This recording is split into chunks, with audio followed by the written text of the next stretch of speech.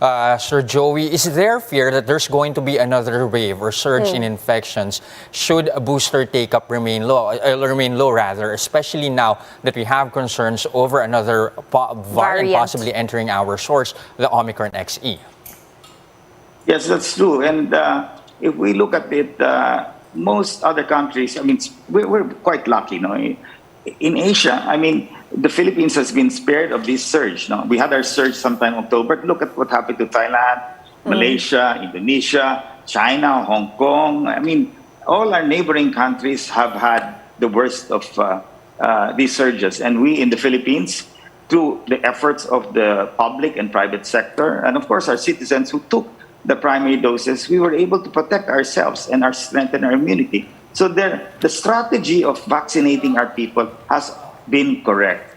Now, we of course, people, when you see cases going down, people get complacent. They say that, oh, maybe I'll just take it some other time because there's no cases, which is true. There are hardly any, my friends and relatives, nobody is sick. So we are overconfident. Now, that overconfidence can lead us into bigger problems in the second semester. So what we are always looking forward is the private sector wants to see greater visibility. We are now doing very well. The economy is bouncing back. The MSMEs are bouncing back. Banks are lending. There's a lot of mobility out there. School is going to open. And we're getting our workers back to the offices instead of just staying at home. All of this mobility, there are always risks. And now we hear of variants that are threatening other countries in New York and in Paris and even in Asia. So we will be vulnerable to all of this eventually as our own vaccines will do wane. So that's why the boosters are very important. No? And of course, 27 million vaccines will expire by July. And that is a waste of money. Okay.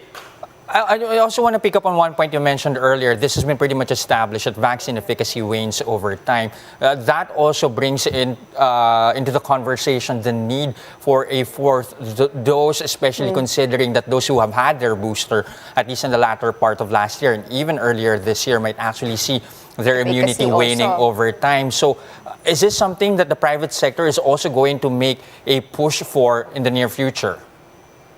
Yeah, definitely. In the U.S., they have started to give the fourth dose for 50 years and above, and I think that will more or less be mirrored here in the Philippines.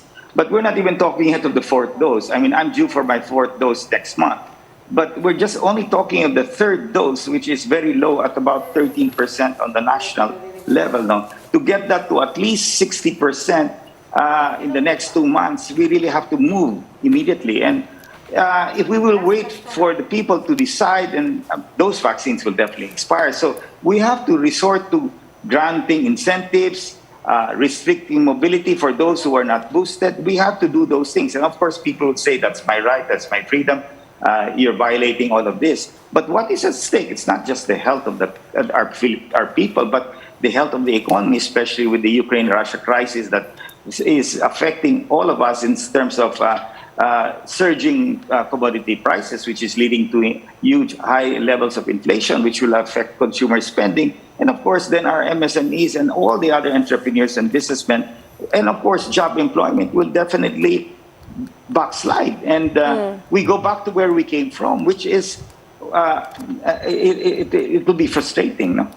Okay, sir, last question before we let you go. Given all the risks here, imminent risks of a possible new variant, would you still be in favor of maintaining, you had a previous position of baka we can actually just scrap altogether this alert level system, or is that now something that's too preemptive? We might be reverting back to, the previous alert levels. Is there still a possibility for the business community to say, okay, we might actually have to shut down again?